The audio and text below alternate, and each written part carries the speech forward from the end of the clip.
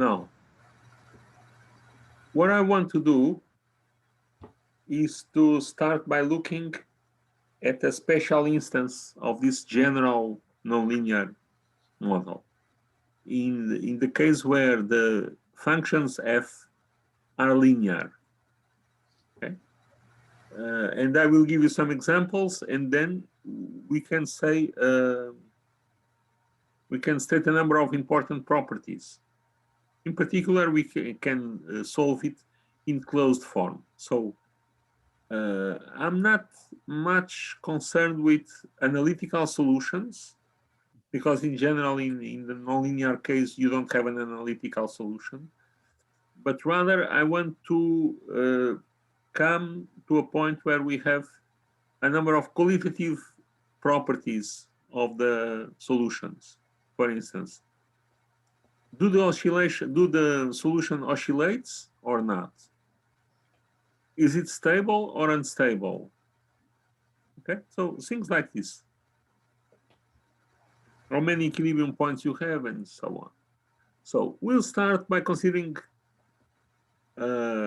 this example that has nothing to do with biology, but everybody understands. So suppose that you have a material point, and the material point slides over a surface, okay? And there is no friction. There is no friction. So you apply a force U, and it slides. Okay? And if you want to describe the motion, you must have a set of coordinates. So you have an axis that I called y. So I say this point here corresponds to y equal to 0. And then I say, well, when I move right, y increases. And I say, well, this is graduated in meters or centimeters or inches or whatever you want. Okay? But the important thing is that you have something attached to the world. So we call it an inertial referential. And we can describe the position of this body, which is just a point, by just saying the coordinate. Clear? Now, are you familiar with Newton's law of motion? Yeah. Actually, there are three laws of Newton, but one says that the mass, if you have a body, actually a material point of mass m, if the mass is constant, then the mass times the acceleration, this is the second derivative of the position with respect to time, this is the acceleration. The mass times the acceleration is the sum of all the forces applied to the body. Okay? If now here there is no friction, and the only force is u. So this summation of applied forces is nothing more than u. Okay? And I'm assuming that m is 1, just for simplicity. So the position satisfies this differential equation of second order. And to solve it, I must specify the initial position and the initial velocity. Okay? So the second derivative of y is equal to u. Suppose that I give you u. Remember that story of the input and output and the system. U is the input and y is the output. Okay? Remember that I plot right at the beginning.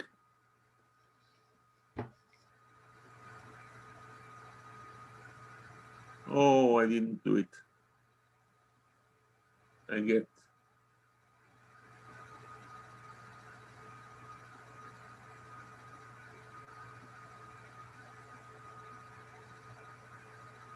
but I can, let me make a sketch.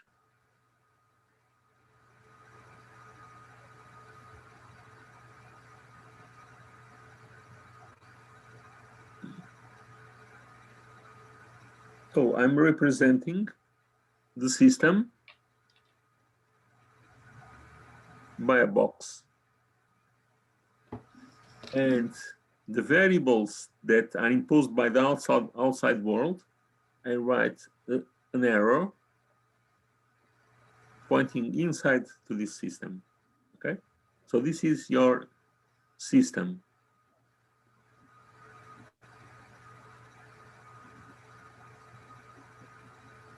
And this is this variable, u. This is a function of time. So you apply something, say, constant force, time,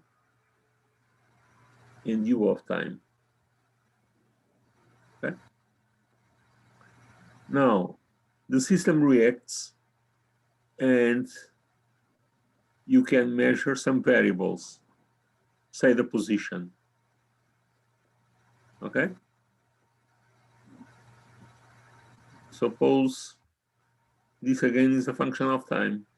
Suppose that you start, and this is y, at some position, some initial position. So you start here for t equal to 0.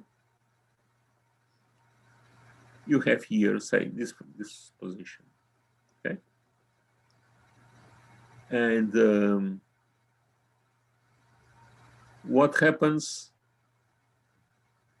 to y? Do you have an idea? It will increase, I think. It will increase. Yeah. Y and u are linked by dy, d2y, dt2 is equal to u, right? Now, if you want to find y, in this case, you can do it. You understand how?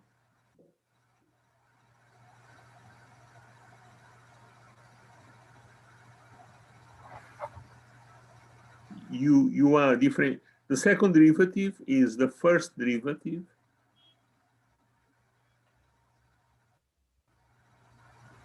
of the first derivative.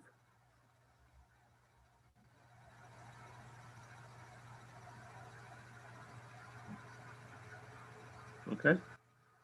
So you have differentiated twice. Now, to get y, what is the opposite operation of differentiation? Integration. Integration. So you take the integral twice. Okay? When you take the integral once, you get d dt of y is equal to the integral between the initial instant, let's call it 0, and t, u of something, let's say sigma, d sigma, where this sigma changes between 0 and t. So, and this is what? The first derivative of y is what, physically, in physical terms? Velocity. The velocity. So you get the velocity as the integral of the force.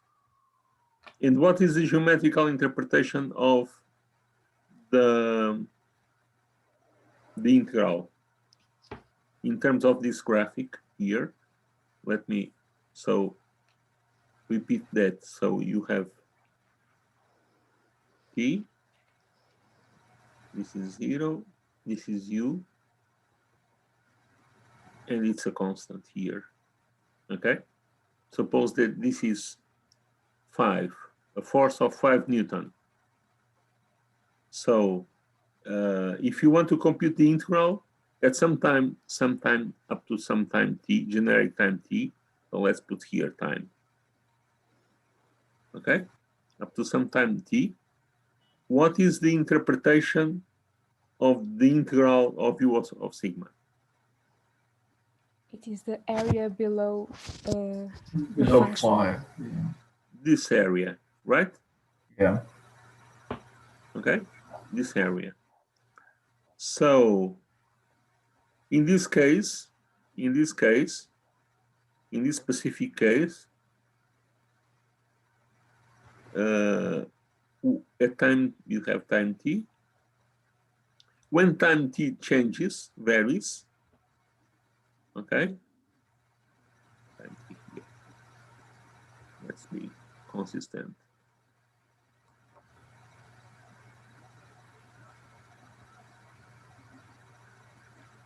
If you have dy dt, which is the integral of u, what you get? How does it vary? Suppose that you are here, so it's just this strip. For t equal to 0, what is the integral of u between 0 and 0? 0. 0. 0. The area is 0. Now, a small, you advance a little bit. So, what is this? Something It's here. increases. Yeah. Increases. Okay. And increases linearly. Okay. Because this is nothing more than, what is the area here? What is the area of this square? This is a very complicated problem. Fourth grade problem for kids of 10 years. So you have a square. What is the area of the square? Yeah, multiplied by itself. So what? I couldn't understand you. The area of the square, you mean? Yes? Yeah. This area here, it's a square. So the area is what? 25, I think. 5t. Yeah, 5t. Okay. Yeah. Okay. So the area is 5t.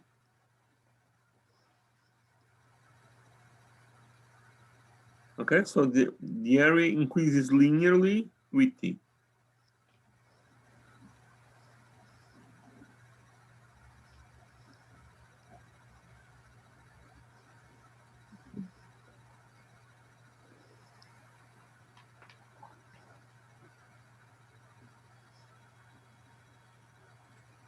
Now,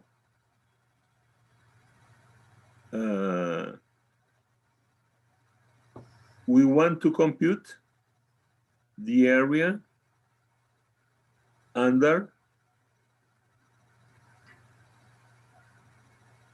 this triangle. The area under this triangle. And the area under this triangle is what? You remember the formula for the area of the triangle? 5t. So it's the basis, and the basis is what? So t times what? 5t Times 5t divided by 2. divided by 2. So this is 1/2 5t squared. Okay? But this is just for the case in which, so this means that the integral, which means the integral of dy dt is what?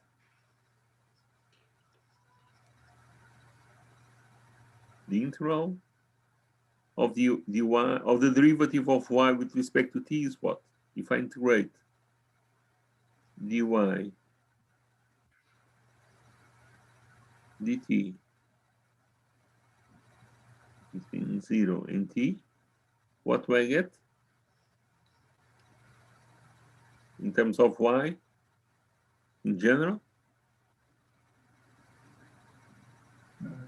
it's the opposite operation, so you just get y. Okay? Because the integration is the opposite of derivative, right?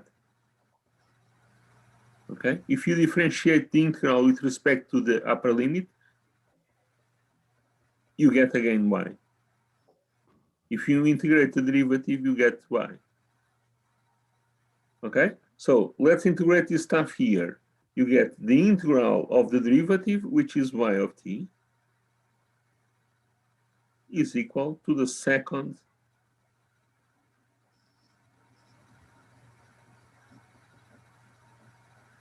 now I changed the u of lambda. I changed the variable because this is the variable here. Then I integrate up to some point. And again, I have a variable here, so I need different variables. And finally, I do another integral, okay? And remember that integral in this case was 5 divided by 2t squared. Let's clean this up.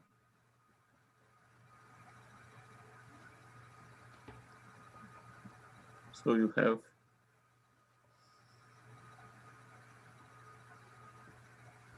it's a parabola. Okay. At t, you get 5 divided by 2t squared. Y in time. Okay. Now, here,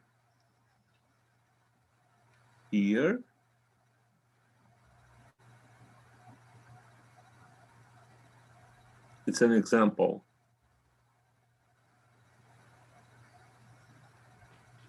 Constant force.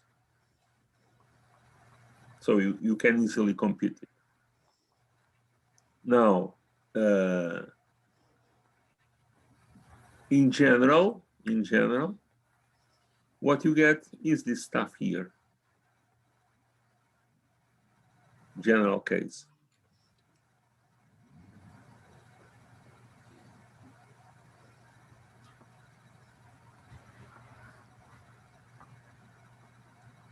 So but the integrals are always the areas. That is okay.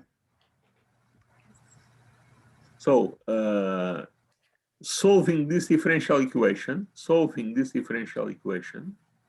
in this case was very simple. Just integrate twice because it's just two derivatives. Okay. And the system, you see, it's dynamic because it depends on the past. Because it depends on the past area, you see. It does not answer, you change u and y does not change instantaneously. Or it depends on what happened in the past. You see? Because it depends on the area on the curve that happens in the past.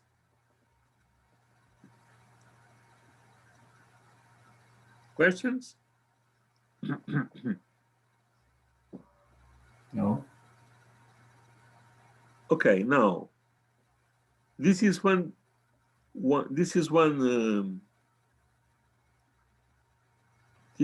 possibility to describe the systems.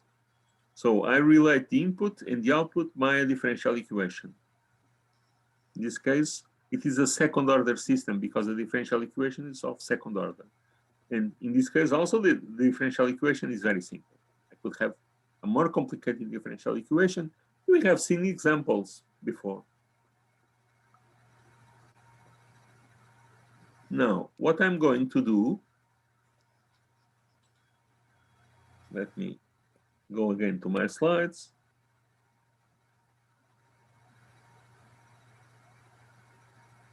Is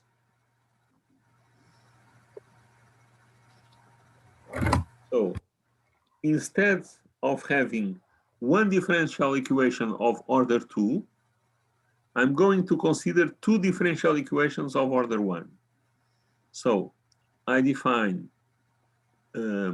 state variables, the position and the velocity. Okay. You can say, but in general, how can I select the state variables? Well, we'll see. We will see. But it's reasonable It's reasonable. Well, what is the general definition of state? It's a set of variables such that if you know the state at some time, and if you know the forces that will come to the system, will act on the system, then you will be able to integrate the equations and know the future. Okay.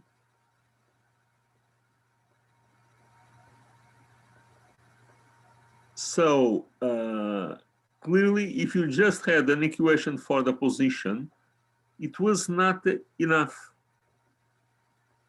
Because if you know the position, it's very simple to think of. Suppose that you have this material point, and if you just knew the initial position and the force, suppose that the force is pointing to the right, and you know that the initial position is at the origin, y equal to 0. Actually, you are not able to predict the future motion. Imagine that initially you had a velocity to the left. So it starts by moving to the left, and then the force acts in the long run and forces it to go to the right. If the initial condition on the velocity was 0, it would start immediately to go to the right. So knowing the is not enough to know what happens in the future. You have to know position and velocity. In general, when you have a system described by a second order equation or by an order equation, you need n variables. Okay, this is the state. Now, my state variables are y and y dot. Okay? And I want to get first order equations for y and y dot. And in this case, this is very simple because I want an equation for x1. So I differentiate and I get the derivative of x1 with respect to time is equal to the derivative of y. But the derivative of y is x2. So my first equation is the x1 dt equal to x2 by definition of x2. Now, I want to have an equation for x2. I differentiate this. And now I get the derivative of x2 is the second derivative of y. Okay. Now I must use the differential equation. I know that the second derivative of y is u. So I write here the x2 dt equal to u. Okay. So the first was obtained by the definition of the variables, and the second was obtained by the fact that I had the differential equation before. Any question? No. So this is my state model. And my state variables in this case are position and velocity. Okay. And having the state model or the differential equation is equivalent. They are equivalent descriptions. Now, I can use a matrix description. So I will write my state equations in this way. So instead of, I define a vector of derivatives, So x1 dot and x2 dot. Okay, the dots represent the derivatives with respect to time. And then, instead of having a vector which is x2 and u, I write some matrix times the vector x, x1 and x2, plus another matrix. In this case, this is just a vector times the input function. Okay. Now,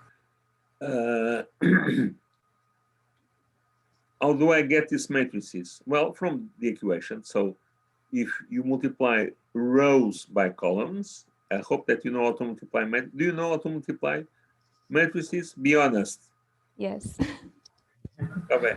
You know? Yeah. Normally the column. So Okay, so you multiply rows by columns. Just a moment. Let me passar.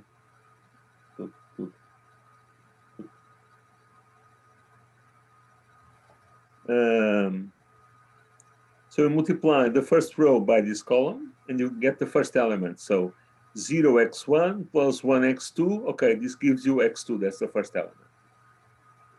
Now we multiply the second row by the column.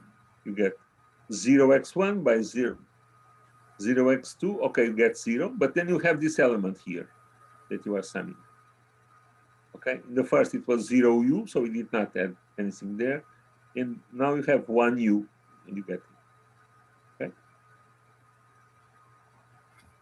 Now we have the y, but we know that y is x1 by definition of x1 and x2. So I write a matrix 1, 0, and multiplies x1 and x2. So this is 1x1 plus 0x2. That's x1, the position. Okay. This is a standard way of writing the state model in the linear case. So I call this usually the matrix A, this the matrix B, and this the matrix C. And then my state model becomes x dot equals to AX plus BU, and Y equals to CX. Eventually, I can have a DU. In all the cases that we are going to consider, D is 0. D means that you have an instantaneous action between U and Y. Okay? You have an action on U and Y that passes by the state. It takes some time for things to react. When you have a differential equation, things go according to the derivatives, depending on the past and so on. But so it takes some time. But if you have this term depends algebraically or influences in an algebraic way y. So you have an instantaneous action. Usually you don't have instantaneous actions. I mean, when you act on the switch for the light, okay? If it is too dark, you act on the switch and the light opens. It's like an instantaneous action. Well, actually it's not. In a very small scale, the light takes some time to appear. But it's some milliseconds, depending on the type of lamp that you have. Sometimes it takes some seconds, depending again on the type of lamp. Okay, so it takes some time for systems to react. There are usually not instantaneous actions on nature. Although in some systems you can find, for instance, it's possible to give a simple circuit for which electrical circuit in which D is different from 0. Okay. Use the trick, but usually D is not 0. And the reason that we can say, well, D is 0, usually D is 0, and the reason is that it takes some time for the systems to react. Okay, if you apply some sunlight on an object, the temperature takes some time to reach steady state. Just to give an example in which Cave is involved, no? With that's right, isn't it? Okay. Yeah. So remember this model. Remember this model. I had once a Chinese student, and he was coming to me with a book in Chinese, and everything was Chinese. But then in the middle of the Chinese language, there was gloriously this formula: x dot equal to ax plus bu. Now Chinese X dot equal AX plus BU. X dot equal AX plus BU. Okay, so not all the books use the same letters, but in many cases they use. Sometimes they use F, G, and use H for C, but this is the most common one. Anyway, I have to open the door of my house today. This is becoming very crowded.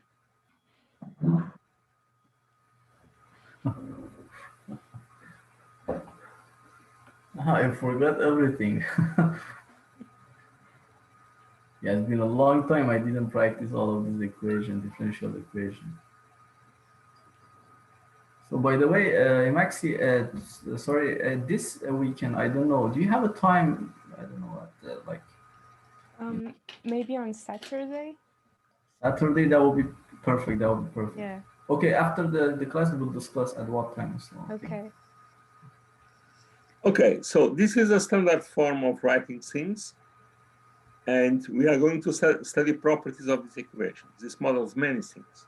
So I would like to give you, before going to study the properties of these systems, of these equations, I want to give you at least one more example. Now, before we move to that, another notion. X is a vector. So think of the point, the tip of the vector. It's a point. It's a point that exists on the space x1, x2. So if I have this space, actually this is a plane x1 and x2, then at some time I have some value for x1 and x2, that's a point. When time changes, the point will move according to the solution of the differential equations. Okay? I call this the state space. State space. Okay? Portuguese, espaço de estados. Now, in this case,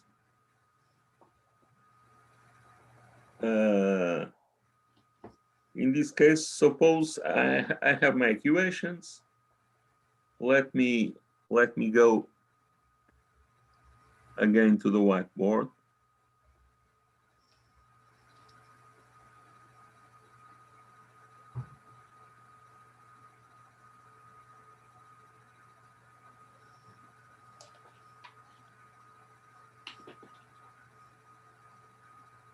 So I have my equations. Let's write it here. dx1 d2 dt equals to x2 and dx2 dt equals to u. And so my state space is just the plane. If I had more variables, then it would be something more dimensions. So this is x1 and this is x2. And suppose that I'm here with some x1 and some x2. Remember that x1 and x2 verify these equations here.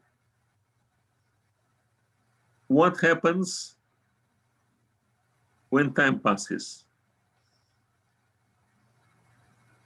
So if you are here, suppose that u is 0, okay? So if u is 0, then I put here a 0. So there is no force. There is no force. So where am I going to? Am I going this way? This way?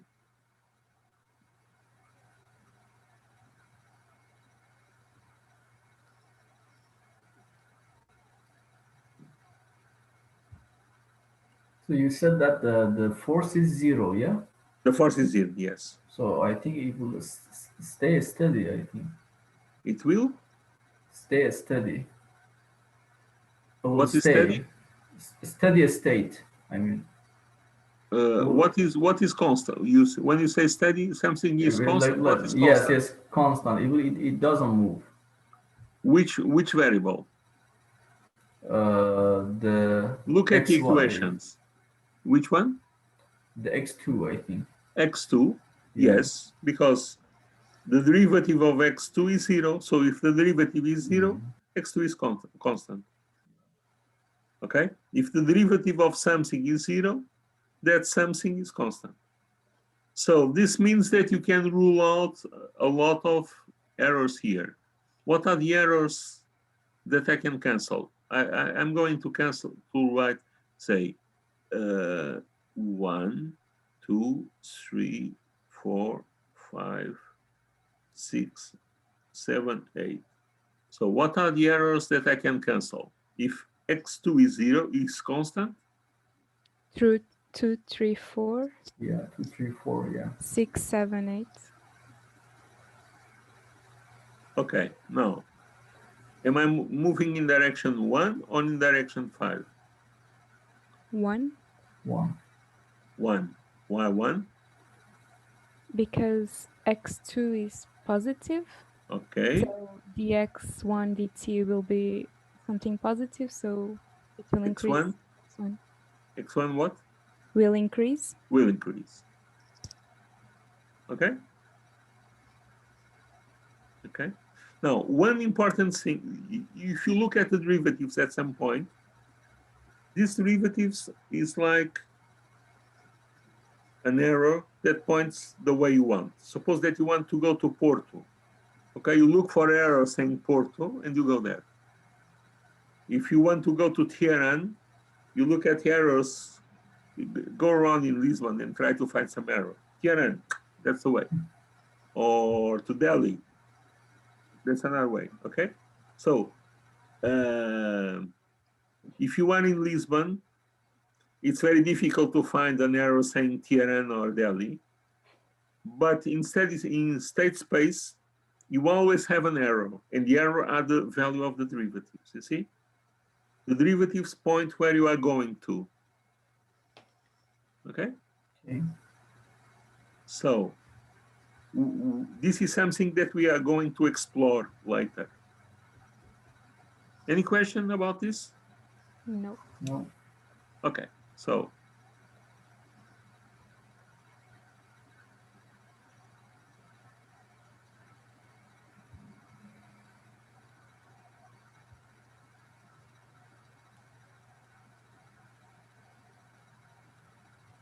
now let me give you one example related to biology or biomedical engineering, better to say, in which we end up with a linear model. This example is related to compartmental models. Okay, compartmental. There is no e. Compartmental model. TM mental. The idea is this: you assume that your body is divided into compartments, and you want to study the flow of drugs into your body. Okay? If you take a pill or if you receive an injection, bolus of something, how can you model this drug in your body till the point that it reaches the point where it makes some effect?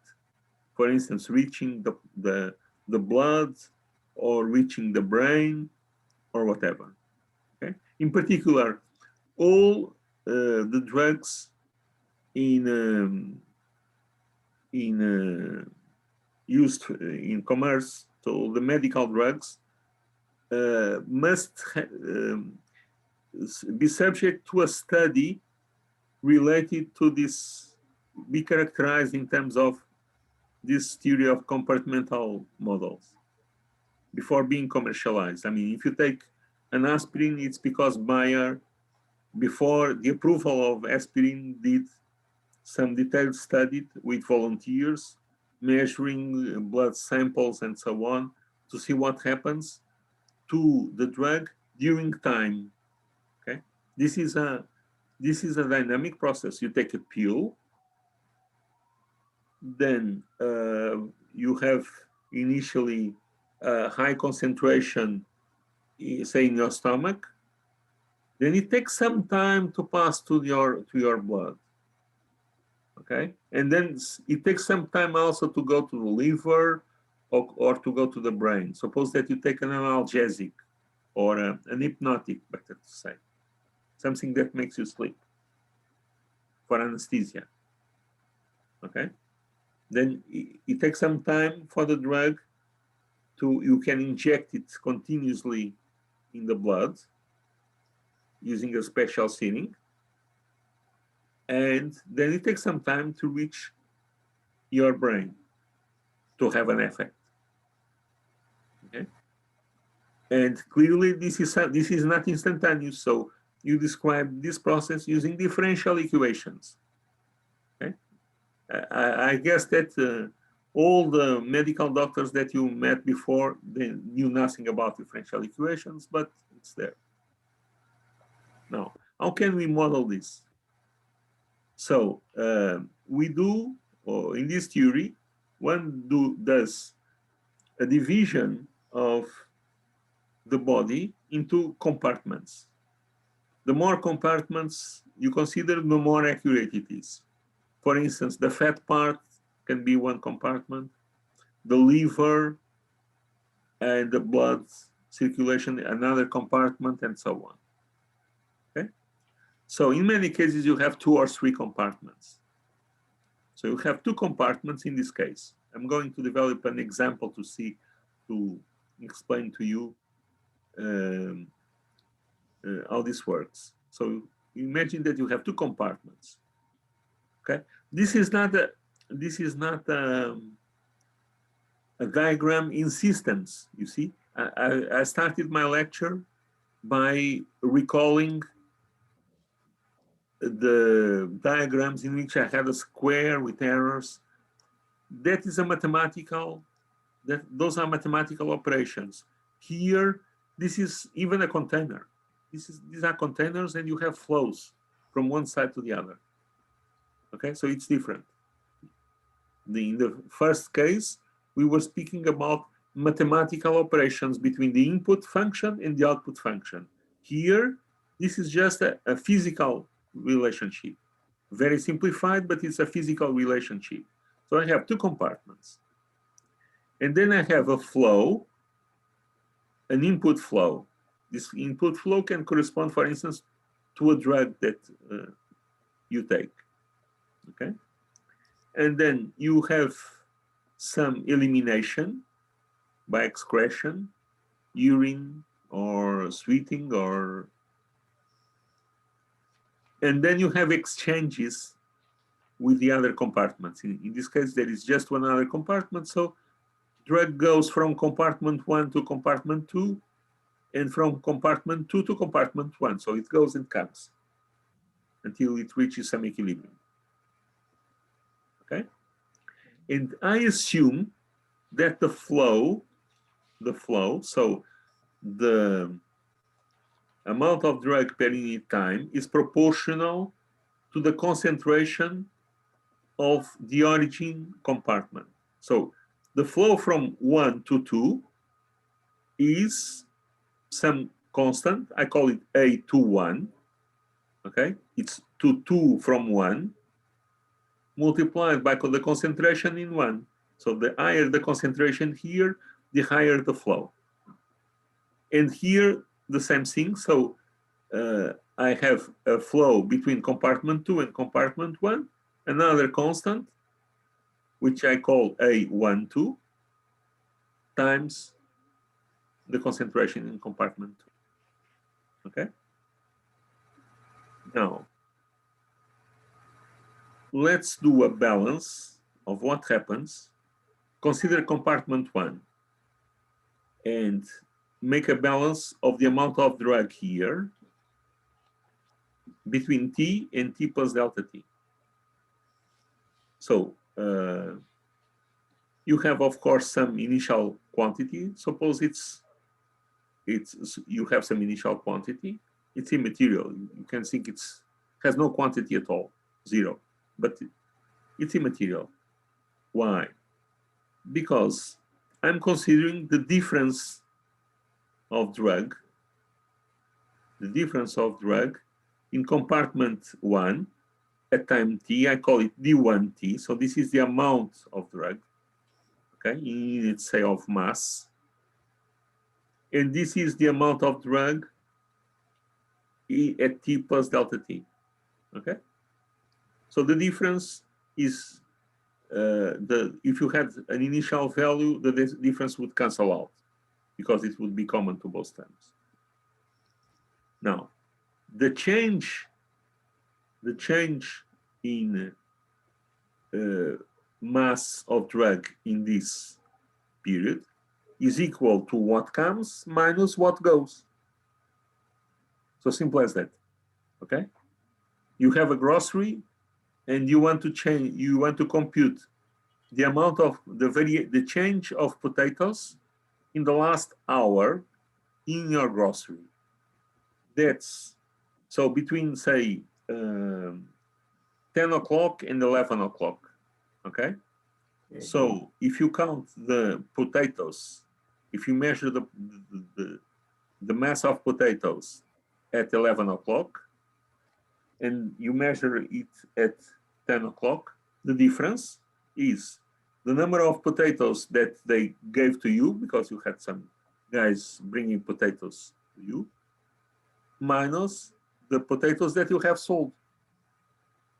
So this is a grocery business, okay? So what enters? Well, U enters. And you have to multiply by delta T because this is a flow. This is milligrams or mass divided by time. So milligrams per hour, for instance. Okay, so you have to multiply by the amount of time, and the amount of time between T plus delta T and T is, difference is delta T. So you have U enters. Now, what else enters? A12C2.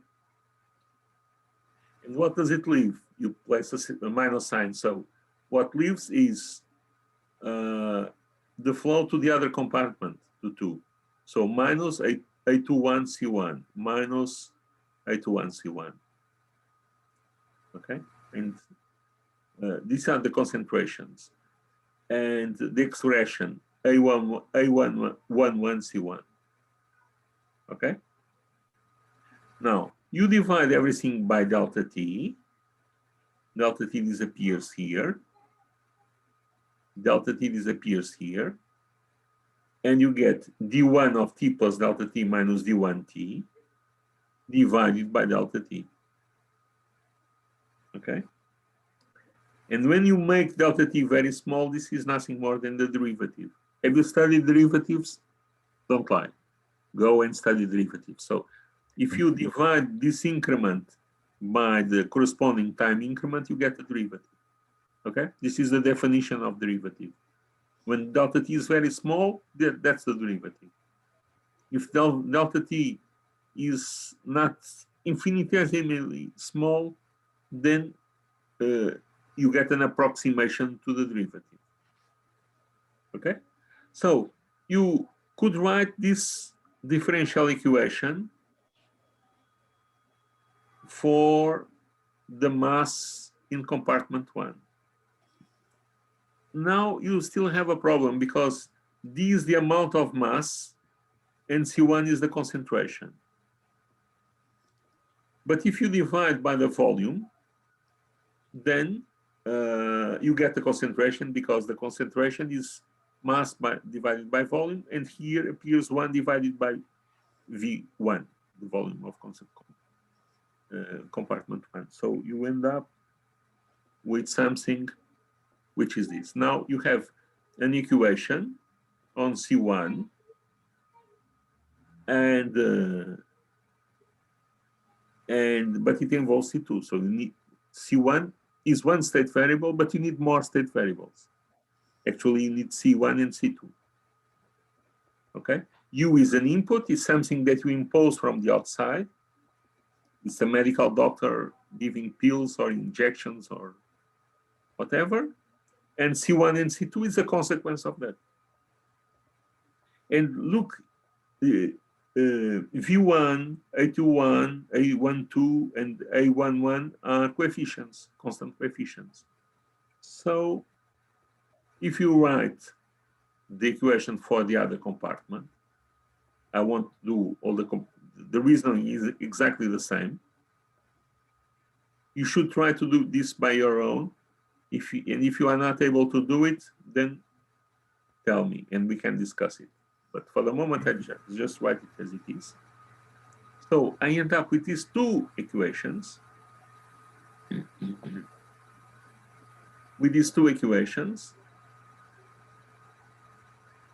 And I can write them in matrix form. So I have here the famous matrix A, and here the famous matrix B.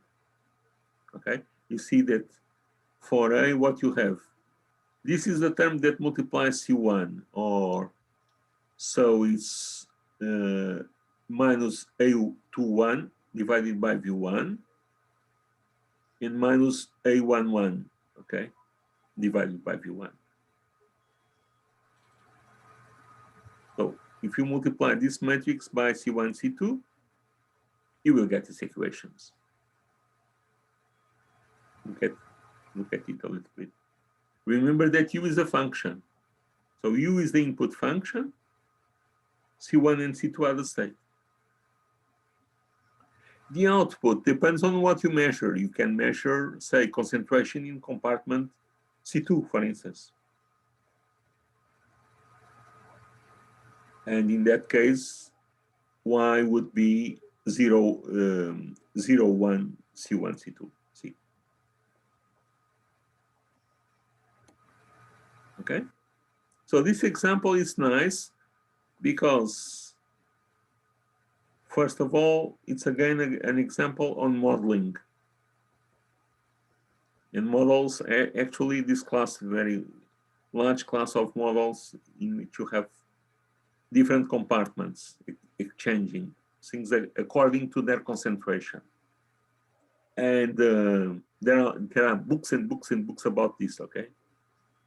I mean, I'm telling the story in 4 slides, but you can buy 10 books about it.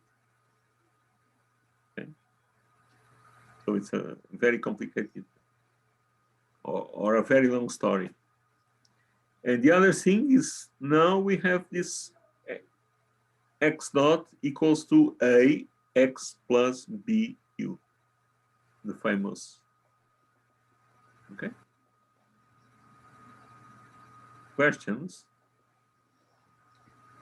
No. Okay, so this is what I was just saying. No, you can make some use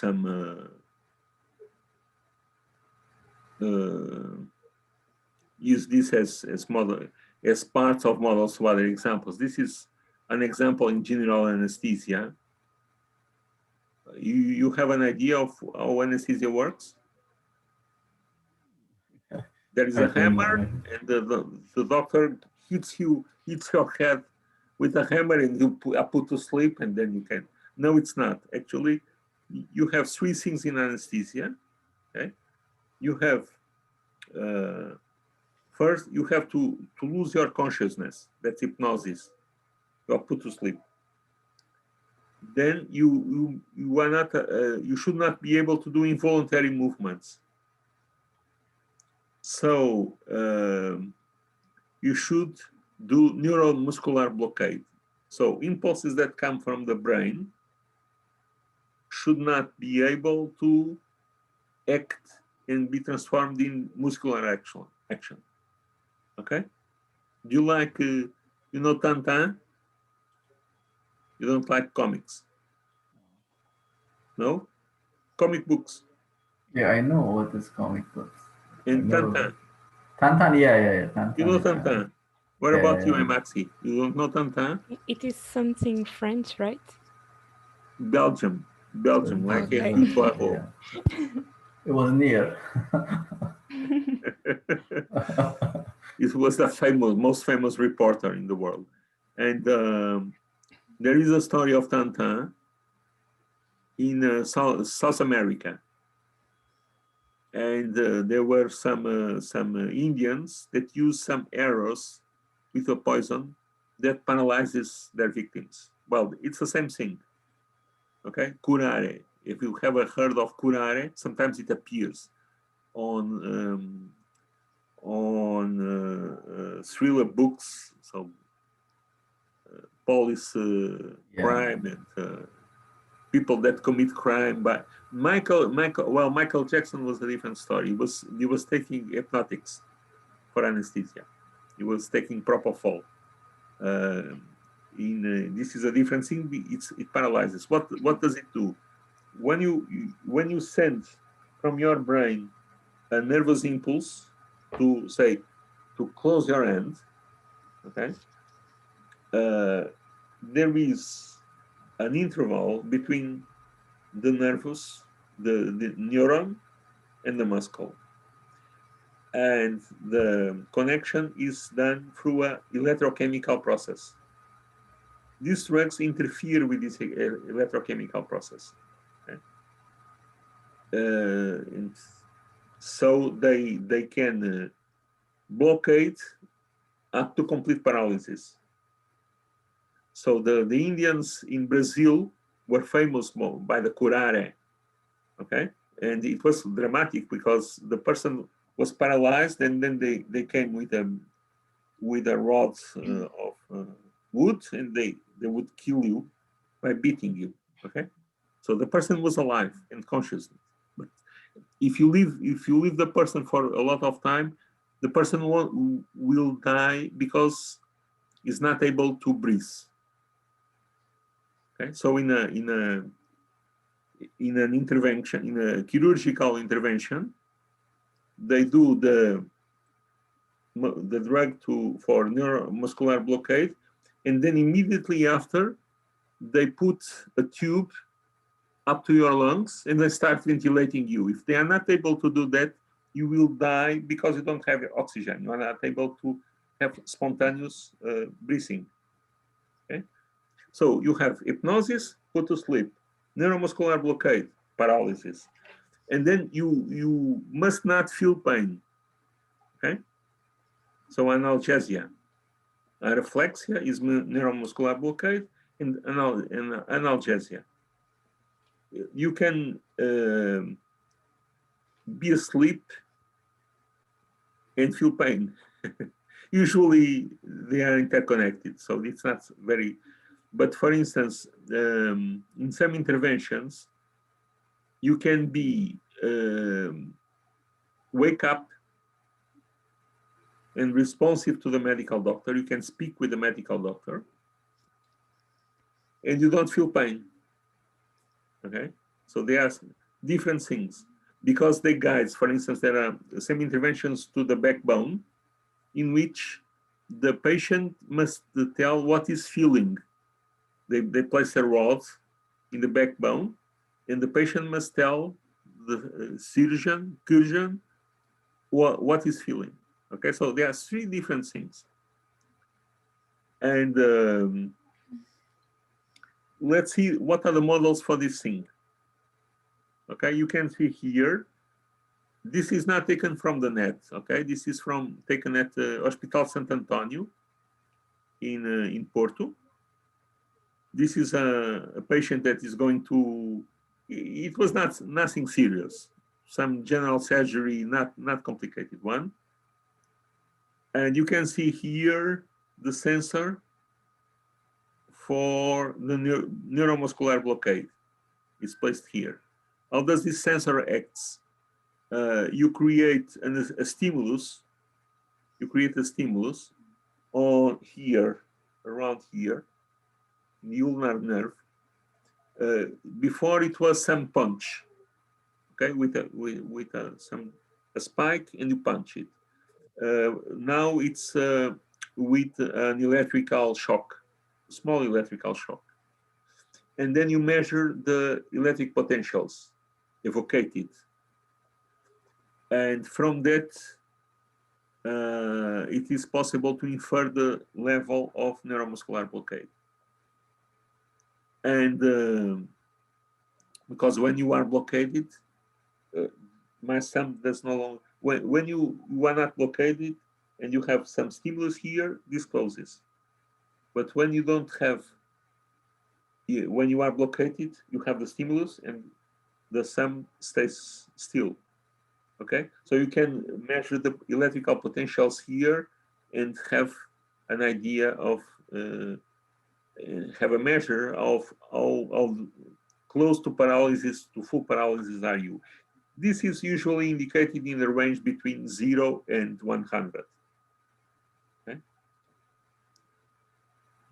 And 100, the scales are not uniform, because 100 means 100 in paralysis means such as we are. Okay, in hypnosis also, fully awake person. During a surgery in hypnosis, what you have is close to 50, between 45 and 40 and 60. It fluctuates. And then you have analgesia. But for analgesia, there are no commercial sensors. So you have the sensor. This sensor is connected to this anesthesia tower, where it is transformed from the raw signals to an index between 0 and 100 that enters this computer, where you can recognize MATLAB. And it enters through a USB connection. And then the computer makes some computations and some connection through the USB to this C-ring. You see, this is an old, now there are more sophisticated C-rings, but the principle is the same. So you have a motor that moves the C-ring and injects, you see there the pipe, and this is connected to the vein of the patient. Okay, and you are speaking of things of milliliters per hour, milliliters that cubic millimeters. No, thousands of cubic millimeters, a little bit more. Cubic millimeter is a microliter, so milliliters per hour.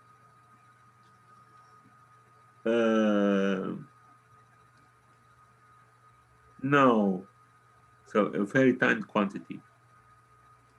What is the measure? What is the model? So you have a compartment model with 2 compartments, very similar to the one that we had. This is the doses. The doses of the drug can be atracurium, vecuronium, holcuronium. Atracurium is one of the best drugs. And the output is the plasma concentration. Okay. And then this is for neuromuscular blockade. Then you still have a delay. You still have a first order system that makes some extra delay, and you have the effect concentration. So if you want, you could put everything together here in a pharmacokinetical model. So this is a linear model. Okay. Now you have, this is a static relation between the effect concentration and the level of blockade. And what is placed here? So it's an a priori assumed model. You could write all the equations of the electrochemical, but it's very complicated. It would involve hundreds of parameters. So one more practical thing to use is this formula, where gamma and C50, they are parameters. Okay, so when you give some concentration of effect, if the concentration of effect is 0, then you get these two terms are equal and R is 1. So you have normal state. Now, if you start increasing the concentration of effect, the level of blockade will decrease. That is to say, paralysis in 0 and 100 is the normal state. Okay? So increasing paralysis is decreasing this index. Okay? For C equal to, for R equal to 50% or 0.5, you have a concentration which is C50. So you find C50 by finding the level of drug that corresponds to halfway between normal state and full paralysis. Okay, so you have this curve here. It's called the Hill equation. Actually, there are several forms of the Hill equation. Hill, he was a biologist, he was a medical, he was an engineer, mechanical engineer, but he devoted his life to biomedical problems. And he was using models like this, but not calling them Hill equation. The name Hill equation appeared. He was working in the beginning of the 20th century. I think he was a Nobel Prize of 1919 of medicine. It was a medical prize, a Nobel Prize of medicine in 1919. So just after the First World War. But this name appeared in the 30s. Okay? And other equations similar to this one are also called Hill equations in some other problems, in some other applications. So you have this, what happens? When you apply here a dosage, imagine that you do an injection. So an injection is something that goes up and down very fast. So this is a linear system, and the linear system responds. So it starts growing and then decreasing because the drug is being metabolized. Okay? And this means that the R goes down because C increased and then goes up again. Maybe I have here some simulation, at least of part of it. So you are at 100, you receive a bolus, and you go down, you stay down for some time, and then you would go up. This is not shown here, okay? The person, if no further drug is given, the person metabolizes the drug and recovers its normal state. What happens in a surgery is that you are receiving more drug, either manual, because manually the medical doctor is there injecting the drug, or automatically it can be done. I don't know if I have some result here. And these are clinical cases, and these are simulations. So if I change the figures, you would not know which is which. So actually this model is very accurate.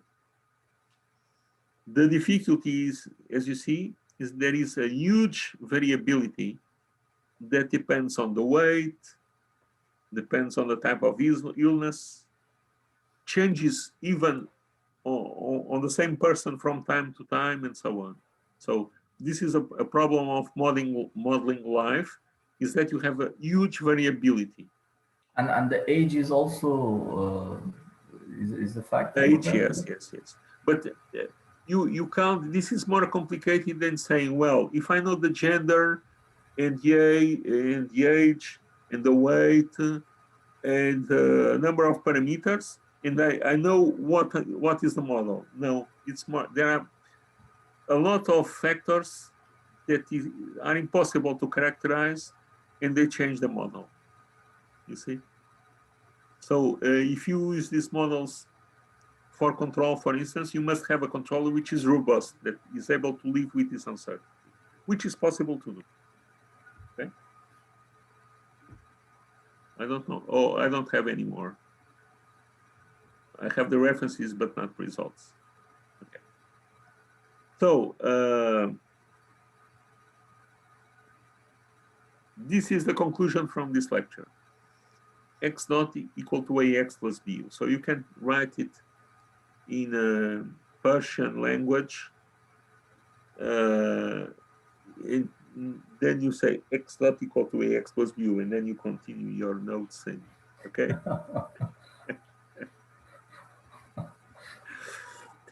Okay. So that's the subject of today's lecture. Could you follow these things? Yes. You should go back and think a little bit about this. You are still very rusty. You understand rusty? Two pieces of metal that are old, they oxidize and they stuck together. Okay, in things, basic things like derivatives, integrals, maybe algebra of matrices, multiplying matrices, inverting matrices. Okay, we are going to need to compute eigenvalues and eigenvectors. I will teach you all, I will recall you how to do it. It will be quite important. But you must go to your basic books on mathematics and study this a little bit. Okay, so I will stop sharing this.